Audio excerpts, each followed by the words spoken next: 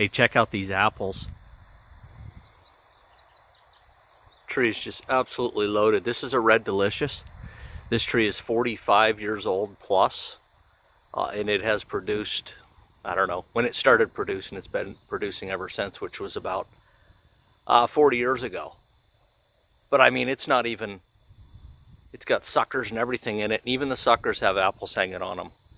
What happens for us here, what's really critical for apple production in northwest Pennsylvania is that late April time frame, we don't get 70 and 80 degree weather that brings these trees into blossom, because always in the first week of May we seem to get that frost.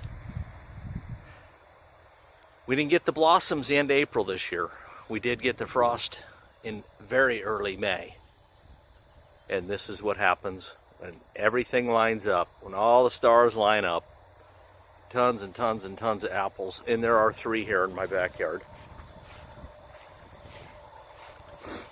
I mean, this is loaded too. Half of them you're not going to be able to see, but you get the point. It's a good apple year.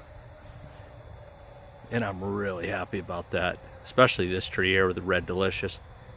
First week of September, they are just absolutely sweet.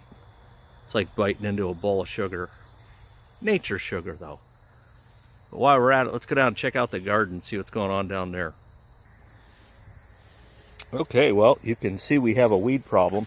All these foxtails are trying to choke out this dark star zucchini.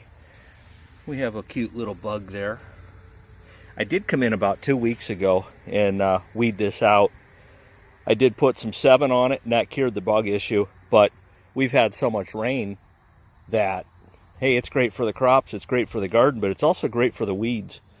So it requires a lot more weeding, and I just haven't had the time to do it. So I am going to get in here probably after this video and pull some of this grass away from this. And I see a dark star zucchini in here. I can weasel my way through it. Actually, I'm going to pick that because it's massive.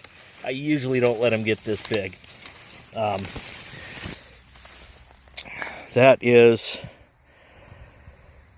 I like to think of it as a cross between a cucumber in size and a regular zucchini. But this has gone a little bit haywire, a little bit bigger than I like them.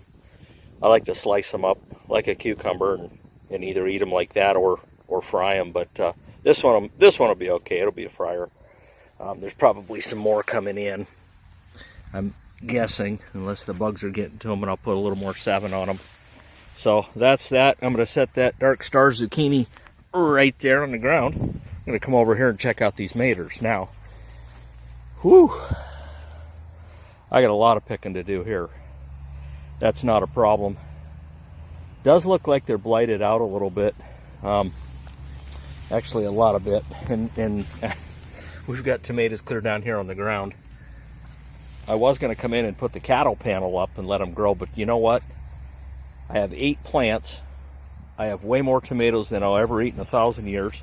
I'm not selling produce, so I figured why come in here and worry about it. You can pre-spray for the blight. It's a copper that you spray on there, and I think it might have a little bit of salt in it too, but you can also use baking soda to prevent this. Now these uppers look pretty healthy, but it's just a matter of time. I need to pick some of these, and I see backside here the Romas are kicking butt, and boy, they need picked too. Holy crap-oli. I mean, these are some Mongo Romas. Even the top ones here, you know, I can pick these, and I mean, you can see it sitting in my hand.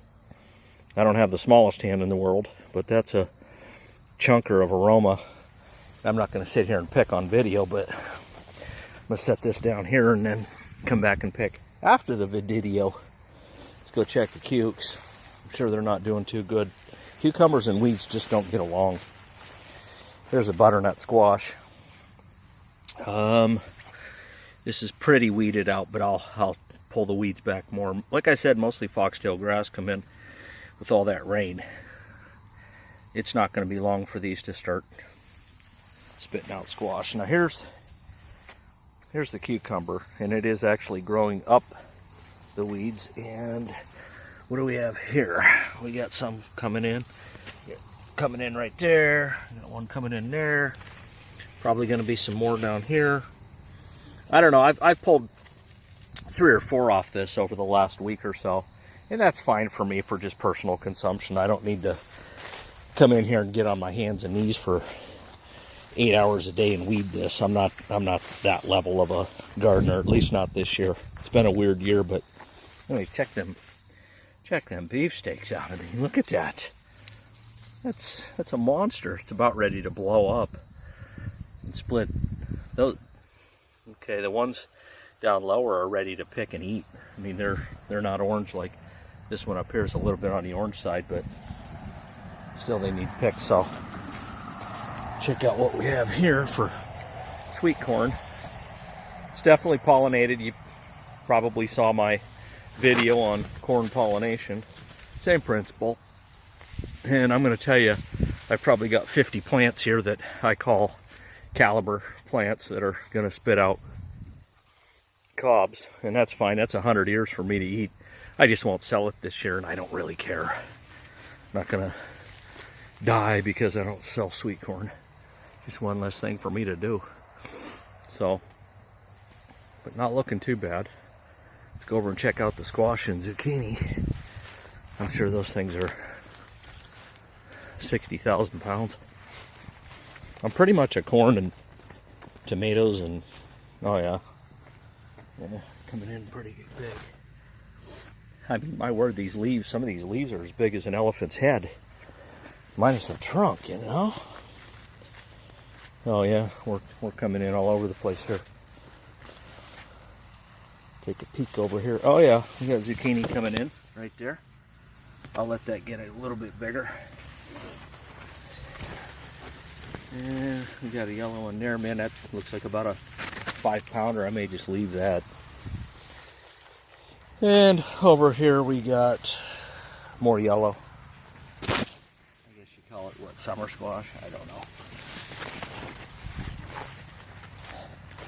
Pretty good for me, though, for personal consumption. I mean, it's no big deal. It's throw it in the ground, cross your fingers. If you're going to get serious about it, then you get serious and go from there. But make no mistake, I will have tomatoes and sweet corn. Now check this out. I went down through here and I took a backpack sprayer real low and right low to the ground I sprayed glyphosate, and it didn't even get on this corn.